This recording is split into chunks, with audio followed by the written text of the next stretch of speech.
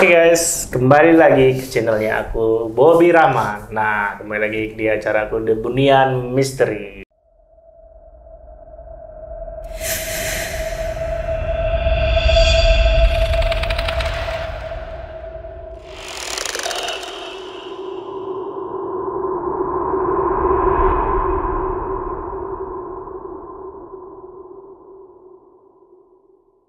Nah, kali ini aku mau menceritakan sebuah misteri yang ada di kota Semarang, guys. Nah, kalian mau tahu misteri apa yang di kota Semarang? Nah, kita tanya dulu. Kita panggil dulu narasumber kita hari ini seperti biasa sama Ayu Erwina. Narasumber mulu, kesana tahu semuanya, kampret. Iya, ini memang narasumber. Dia semuanya tahu. Padahal kagak. Sumber mata air, sumber ini, segala sumber lah pokoknya dia tahu. Kok tiba-tiba ya? Biasa sih kalau udah kita cerita misteri ya sedikit lah seperti dikit ya. Oke guys, nih hari ini kita mau menceritakan nah kebetulan Ayu pergi ke apa nih, ke ini ya, ke Semarang ya. Semarang ngapain? Dia pergi Semarang sendiri aja, sengaja aja ya, anak suaminya nggak ada, anaknya nggak tahu ngapain Semarang. Terdampar guys, di Semarang terdampar guys. Rencananya di Semarang cuma 2 jam guys, jadi sehari guys. Kok bisa terdampar? Gimana? Coba ceritakan dulu. Jadi ceritanya kan pesen tiket pesawat itu berangkat jam 1:30 siang. Bikin kan PP-nya tuh baliknya lagi jam berapa ya? 16.40, jam 5. Berarti kagak ajar, orang nyampe di Semarang aja udah jam 3 kurang 20. Jam 3 kurang 20 otomatis kalau mau berangkat lagi naik pesawat jam 16.40 otomatis jam 15.40 mesti udah check in lagi dong. Masa punya waktu cuma 40 menit untuk meeting di Semarang, belum berangkat ke tempat meetingnya kan. Jadi intinya saya terdampar dan terakhir tiket pesawatnya angus. Terakhir keesokan harinya balik ya? Enggak, akhirnya pesen tiket kereta guys. Ini yang bener-bener bikin emosi nih kemarin nih. Gimana emosi? Boleh diceritain nggak? Ini cerita hantu apa cerita perjalanan kan nanya dari tadi Semarang, ya? Barusan ngapain ke Semarang? Coba. Kan nanti lama-lama jadi cerita hantu. Ya. Jadi akhirnya karena pengen banget pulang, nggak mau jauh dari Bobby Rahman. Anjay. Yang terutama nggak mau jauh dari Bobby Rahman dan anak-anak. Akhirnya pesen tiket kereta di Traveloka guys. Terus pesen tiket kereta, waktu pesen tiket kereta itu kan nggak ada pemberitahuan nggak bisa berangkat tuh, namanya langsung di print udah bisa kan. Nah pas nyampe check in di stasiun Lawang, Lawang ya nama stasiunnya, Semarang Lawang ya kalau nggak salah. Nah di situ pas sudah disuruh check in, pas ngeprint tiket kereta baru dibilang baru vaksin 1 nggak bisa berangkat. Akhirnya tuh kesel kan, bilang Mas PPKM udah dicabut sama pemerintah, sama Jokowi gituin kan, masa saya nggak boleh berangkat juga. Ini saya kalau nggak, nah mudah-mudahan penjaga kereta ini nonton nih. Ya saya cukup marah-marah kemarin gara-gara nih saya kalau nggak karena mikirin bayi dan balita di rumah saya nggak akan naik kereta mas. Berjam-jam di jalan sendirian loh. Nah karena saya pengen ketemu sama anak saya malam ini, saya pesen tiket kereta, ngomong gitu kan. Ya maaf bu nggak bisa dibantu. Kenapa nggak bisa dibantu? Jokowi aja udah cabut loh, PPKM telah dicabut, di mana-mana udah masker udah dicopot, orang di bandara aja nggak pakai masker aja nggak apa-apa, ya bilang kayak gitu kan. Terus bis itu beda bu peraturan bandara sama kereta. Akhirnya ya udah saya robek aja kan. Kesel kan? Tolong PT KAI didengerin ya sama saya. Kesel banget soalnya di bandara, tau-taunya pas akhirnya pesen tiket pesawat lagi Semarang. Baliknya besok ya? Naik pesawat, akhirnya terpaksa terdampar di sebuah penginapan. Seharusnya bisa ya, nggak harus. Harusnya. Enggak, yang anehnya kan pada bilang jangan-jangan besok di bandara juga, pas bandara Semarang juga nggak bisa berangkat nih, belum vaksin. Lah kagak, ditanya juga kagak, ngetep juga kagak, nyampe di sana berangkat cuma ngeliatin tiket doang. Oh iya silakan masuk bu, check in, ngeliatin tiket sama KTP, udah silakan masuk. Gak ada yang nanyain tentang vaksin di bandara. Nah ini loh bandara yang lebih besar daripada stasiun loh. Jadi Gitu guys ceritanya. Nah bandara ngikutin kalau pemerintah udah nyambut PPKM, jadi dia benar-benar udah longgarin. Nah ini PT KAI ini gimana? Mohon saya protes, saya kehilangan uang ya nggak terlalu banyak tapi setidaknya bukan kesel bukan endorse beli tiket 500.000 lebih guys, cuman jadi saya robek doang guys, angus. Tolong PT KAI, karena kalau misalnya nggak boleh berangkat, setidaknya dibalikin kayak tiketnya sebagian kan. Video yang kecil itu. Kok gue jadi ngomongin tentang ginian ya. Makanya gue protes, kenapa PT KAI nggak ngikutin peraturan pemerintah yang telah mencabut PPKM? Jadi akhir cerita, nah sebenarnya ya itulah jadi terinspirasi jadi yang nih cerita misteri di Semarang yang Lawang Sewu. Yang namanya Lawang Sewu. Nah, ya, jadi gitu. Jadi, di sini terinspirasi kita ceritakan misteri Lawang Sewu guys di Semarang. Nah, akhirnya ceritanya dari stasiun itu jadi bingung kan mau kemana kan, karena saya terdampar, saya ngoceh-ngoceh, ada kali sejam ngoceh-ngoceh di stasiun kereta. Jadi ternyata stasiunnya namanya Lawang ya? Lawang. Lawang stasiunnya? Iya, stasiun Lawang. Stasiun Lawang Semarang. Sama ya. Nah, jadi guys, kan, ya udah terus lanjut. Jadi guys dari cerita tadi kan Kayu cerita semua pengalamannya pas di Semarang. Nah cerita dia terinspirasi menceritakan misteri di Lawang Sewu. Nah kita tanya-tanya guys, Lawang Sewu itu seperti apa? Lawang Sewu itu berasal dari, maksudnya dari mana asal usul Lawang Sewu itu? Nah kita tanya ya guys sama narasumbernya. Oke? Bukan narasumber juga kali. Jadi sumbernya Nara. Intinya jadi kan pas Lawang Sewu itu apa? Artinya sih Lawang Sewu itu pintu 1000 katanya. Iya, kan? Jadi gini awalnya kenapa? Jadi kan waktu karena bingung nih mau kemana ya, akhirnya pesen mobil lah Gokar. Nanya tuh sama orang Gokar, Pak, saya terdampar nih Pak di Semarang. Kira-kira tempat wisata di Semarang apaan Pak? Saya bilang gitu.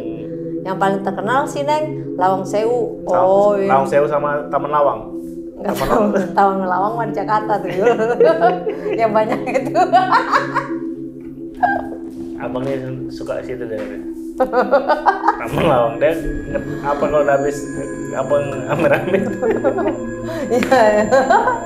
Ya udah intinya mesti bilang kan Lawang Sewu itu saya kira di situ lah. Oh Lawang Sewu Pak, saya tahu itu Pak. Saya tahu di film, pernah nonton filmnya Pak gitu. Kenapa dek mau jalan-jalan dek ke Lawang Sewu? Ya iya kali Pak, malam-malam saya jalan ke Lawang Sewu. Kan konon katanya menurut Google Earth Lawang Sewu ini adalah bangunan terseram di dunia katanya. Ya nggak mungkin dong gua ke Lawang Sewu malam-malam nantangin, ya kan sendirian. Lawang Sewu tuh kayak macam gimana? Kayak macam rumah atau terowongan atau wisata kayak gimana? Museum gitu deh, kayak bangunan dulu sih katanya sih dibangunnya itu untuk tempat operasional kereta api Hindia Belanda. Oh berarti kayak macam kantor lah gitu nggak? Ya kayak semacam kantor itu waktu itu dibangunnya pertama kali itu di awal abad tahun 2020 abad 20 tahun 1900 dulu tuh dibangunnya sama si Jacob sama si apa satu lagi tuh temennya, pokoknya dibangunnya sama orang Belanda. Berarti orang Belanda ya? Iya yang membangun.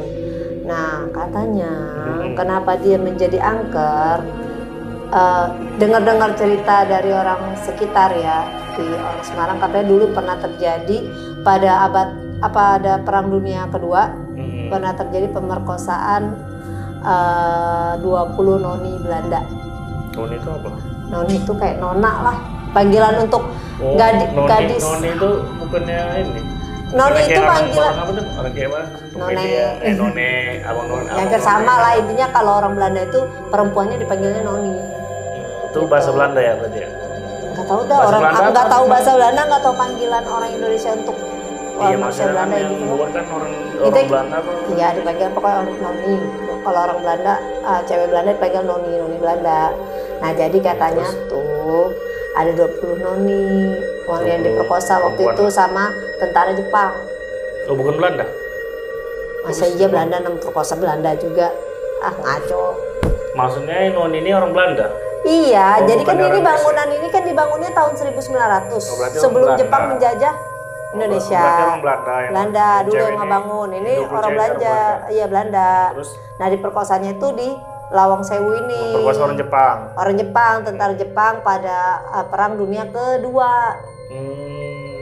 katanya begitu ceritanya, 20 noni Belanda, yang 10 ini katanya sih kabarnya masih perawan, kalau yang 10 udah bersuami ya, udah menikah lah istilahnya yang 10. Ada suami kok ini ya? Ya kan namanya juga kan dia perpindahan kependudukan. Tadinya kan Belanda yang menduduki Indonesia selama 3 abad nih. Masa yang lupa 3 abad Belanda menduduki Indonesia. Nah 3,5 tahun Jepang menduduki Indonesia. Kependudukan Jepang di Indonesia selama 3,5 tahun ini konon katanya lebih kejam daripada pendudukan Belanda yang 350 tahun, 3,5 abad gitu. Jadi benar-benar perpindahan kekuasaan lah istilahnya saat itu. Nah, jadi 20 tahun ini perkosa sama tentara Jepang, terus habis diperkosa tuh dibunuh di Lawang Sewu itu. Dibantai, kepalanya dipenggal. Katanya ada yang dipenggal, ada yang dimasukin ke dalam sumur gitulah. Macamnya kisah PKI itu ya? Ya, ada yang disiksa di dalam toilet, katanya gitu. Kayak memang dimatikan? Dimatiin lah, pokoknya kan dia perpindahan kekuasaan. Jadi tuh Jepang tuh pengen nguasain Indonesia ini gitu. Jadi pemerintahan sebelumnya ya dihancurin sama dia gitu ceritanya. Nah, katanya Lawang Sewu ini 1000 pintu, sebenarnya tahu nggak pintunya itu nggak ada 1000, cuman sekitar 400 berapa? Lupa ada gua. 400 sekian lah. Ya 460-an doang kabar-kabarnya. Terus kenapa ya dibilang 1000? Nih coba pikir kalau ngeliat sesuatu hal nih ada banyak nih pasti yang bilang kayak misalnya tendangan 1000 bayangan. Padahal nggak ada 1000 kan tendangannya karena banyak doang. Jadi orang kalau identik dengan kelihatan banyak itu jadi dibilangnya 1000, dijulukinya 1000. Oh, berarti ini ya, cuma sebutan aja karena dia banyak banget di luar pintunya. Cuman kalau yang terdaftar cuma 400.000 berapa gitu. 460-an kalau nggak salah cuma pintunya berdasarkan. Itu pintu apa maksudnya? Maksudnya itu pintu apa? Ya ruang-ruangannya itu kan museum lah. Dia kayak museum gitu. Ya kantor itu banyak pintunya. Oh gitu. Dia gede. Pernah nggak sih ke Semarang? Nggak pernah. Kasihan. Saya juga baru kemarin. Itu pertama kali ya. Terus? Nah, jadi yang paling sering kelihatan sih kata orang dulu tuh yang sering kelihatan tuh satu kuntilanak di situ. Nah, konon katanya sih kuntilanak yang sering nampakin diri ini noni yang bunuh diri, kan dia habis diperkosa tapi dia nggak mati. Yang satu itu dia diperkosa, yang saya tahu ya dari film juga sih sebenarnya, pernah di filmin tahun 2007 katanya diperkosa terus dia bunuh diri dengan lompat ke dalam sumur yang ada di lantai dasar. Ada sumur tua tuh. Berarti di dalam kantor itu ada sumur? Ada sumur di bawah, turun ke bawah ada sumur. Nah dia lompat ke dalam sumur itu, konon katanya yang menghantui itu. Oh yang bunuh diri ya? Iya bunuh diri. Bukan yang dibunuh? Bukan, yang diperkosa itu dia bunuh diri. Habis diperkosa dia lompat ke bawah. Infonya sih kayak gitu, bunuh diri. Terus kalau kita sering lihat nih katanya yang sering nampakin diri itu ada yang nyeret-nyeret kaki diseret-seret tapi kakinya itu di apa namanya kayak di ngesot. Bukan, dia jalan biasa cuman kakinya itu dikasih pemberat kayak orang yang dipasung, paham nggak sih? Kayak macam ini ya, kayak macam di penjara gitu ya? Iya, kayak dipasung kakinya diseret-seret gitu, kedengeran kayak gitu kata orang kalau lagi di Lawang Sewu. Terus suka ada pocong yang dinampakin di toilet bawah katanya gitu. Karena katanya sih pocong itu, katanya dulu pernah ada penyiksaan juga di toilet itu sama tentara Jepang. Terus di Lawang Sewu itu keanehan-keanehan seperti apa selain dia menampakkan diri, selain dia mengganggu, selain itu keanehan seperti apa lagi yang terjadi di Lawang Sewu itu? Ya kalau yang infonya kayak gitu, kata orang sih sering penampakan none-none Belanda, cantik-cantik katanya wajahnya, tapi kadang pertama dia cantik terus kalau dipantangin lagi katanya wajahnya penuh darah, tapi dia tersenyum. Ada yang tersenyum, tapi dia nggak ngebunuh, nggak ngeganggu, cuman sekadar nampakin doang katanya gitu. Ya kalau kata versi Google Earth sih bangunan terangker di dunia katanya gitu. Makanya dia jadi santer sampai difilmin waktu tahun 2007 tuh, pernah nonton terus filmnya. Terus bangunannya sampai sekarang masih ada apa? Masih jadi tempat wisata. Oh, jadi tempat wisata. Iya, makanya kemarin tuh nanya sama orang di Gokar itu, Pak, di sini tempat wisata yang bagus apaan Pak? Malam-malam saya terdampar nih Pak di sini sendirian, dia bilang gitu. Ada deh Lawang Sewu. Iya kali Pak, saya disuruh ke Lawang Sewu malam-malam sendirian. Terngikut lagi bilang gitu. Oh, jadi cerita ini terinspirasi dari jalan-jalan ke Semarang ya kemarin. Gak jalan-jalan tuyul. Terdampar saya. Nah, ada pesan juga buat PT Satu, emosi sama PT KAI, maaf ya, bukan emosi sama perusahaannya ya. Saya emosi sama petugasnya, kagak ada toleransinya. Coba ditelepon Jokowi, pasti diizin sama Jokowi. Anak bayi saya di rumah mau balita, yang satu masih menyusu Pak, nggak boleh lewat saya Pak. Minta kembaliin duit nggak bisa juga, angus katanya Pak.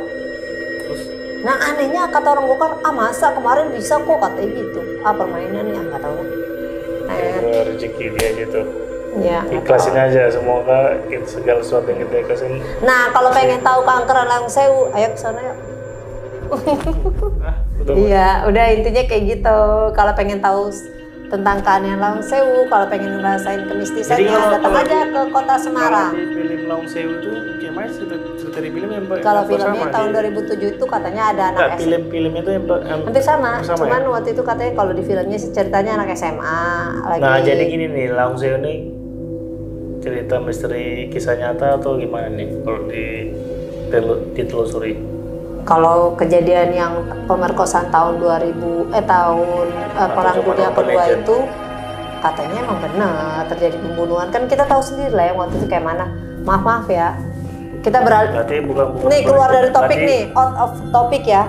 Maaf ya kalau dibilang kenyataan atau nggak nyata, dia percaya ini nyata karena pada saat pendudukan Jepang di Indonesia bukan cuman orang Belanda aja yang jadi sasaran kekejamannya. Out of topic nanti ada di Lobang Jepang, itu juga kisah nyata loh. Itu kisah nyata kekejaman Jepang waktu menjajah Indonesia. Pas penggantian kekuasaan ini dia benar-benar nguasain banget dan kejam banget dia. 3,5 tahun doang dia menjajah Indonesia, menderita rakyat Indonesia gitu. Tapi nggak tahu dah sekarang orang Jepang tapi malah orang Jepang yang makin makmur. Justru kita yang nggak ini. Yang makmur lah, dia banyak yang dia jajah.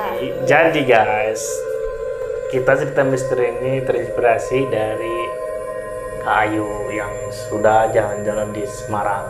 Dibilang bukan jalan-jalan, terdampar. Jalan-jalan masa sendiri. Terdampar kok bisa balik lagi ke Jakarta? Kan ceritanya terdampar sehari.